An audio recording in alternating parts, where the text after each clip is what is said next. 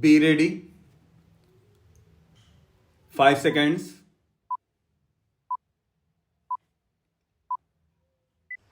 Start.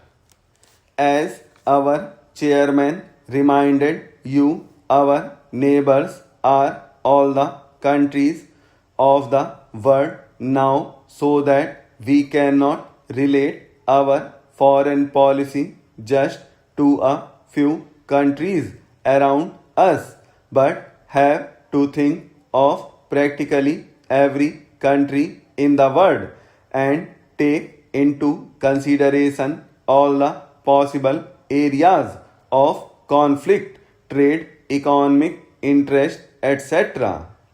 It has been recognized now that if there is a conflict on a big scale anywhere in the world, it is apt to spread all over the world. That is, war has become indivisible, and therefore peace is indivisible. Therefore, our foreign policy cannot limit itself to the nearby countries. Nevertheless, the nearby countries always have a special interest in one another, and India must inevitably think in terms of her relations with the countries bordering her by land and sea. What are these countries?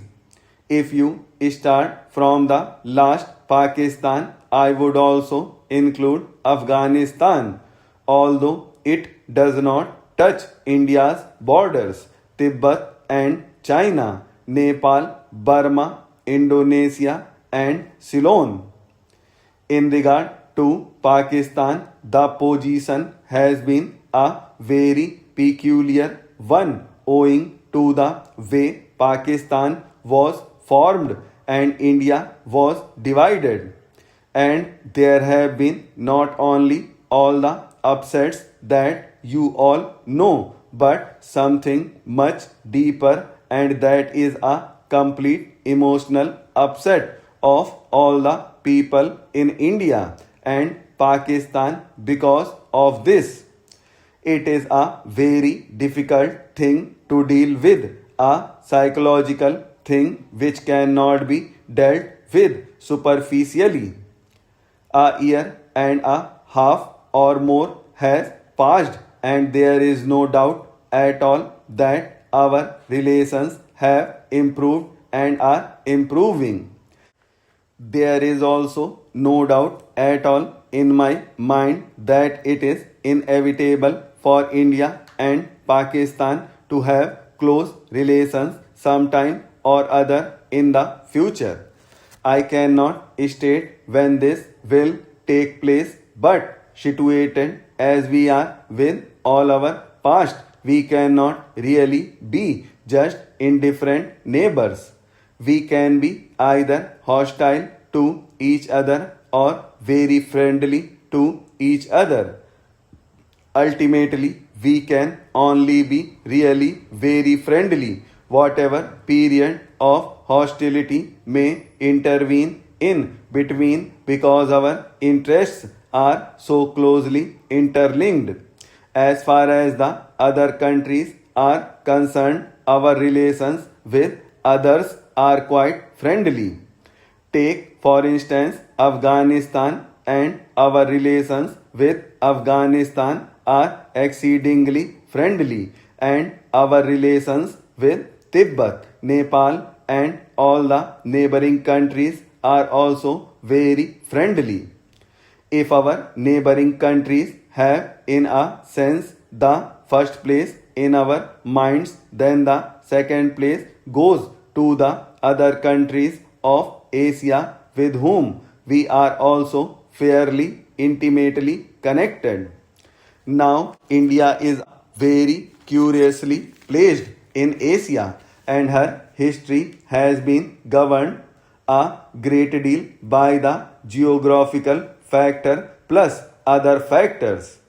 Whichever problem in Asia you may take up, somehow or other India comes into the picture.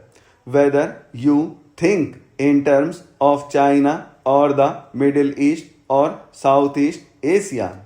India immediately comes into the picture. It is so situated that because of past history, traditions, etc., in regard to any major problem of a country or a group of countries of Asia, India has to be considered. Whether it is a problem of defense or trade or industry or economic policy, India cannot be ignored. She cannot be ignored because, as I said, her geographical position is a compelling reason. She cannot be ignored also because of her actual or potential power and resources. Therefore, whatever our own views may be by virtue of her practical position and other reason, India is bound to play an important part in Asia, whether it is Western Asia or the Far East to Southeast Asia. It so happens, of course, that even culturally speaking, our bonds are very great with all these parts of Asia, whether it is Western Asia, of the Far East, or Southeast Asia, and these bonds are very old and very persistent.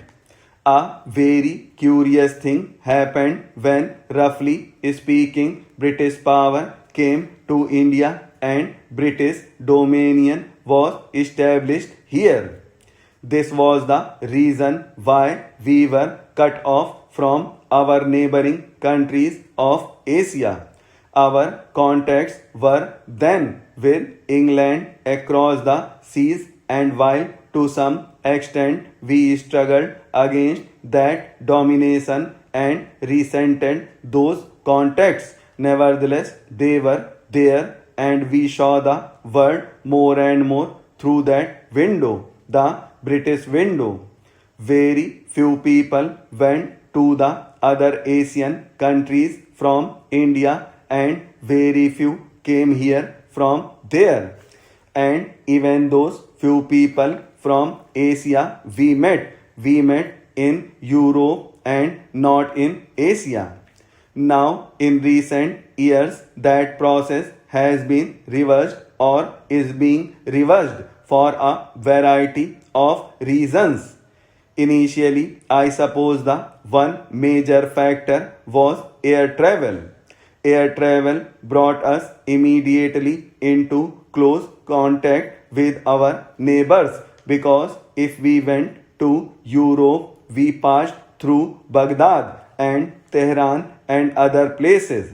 Air travel is not the only factor. There are also political reasons that are now bringing about these changes for future development.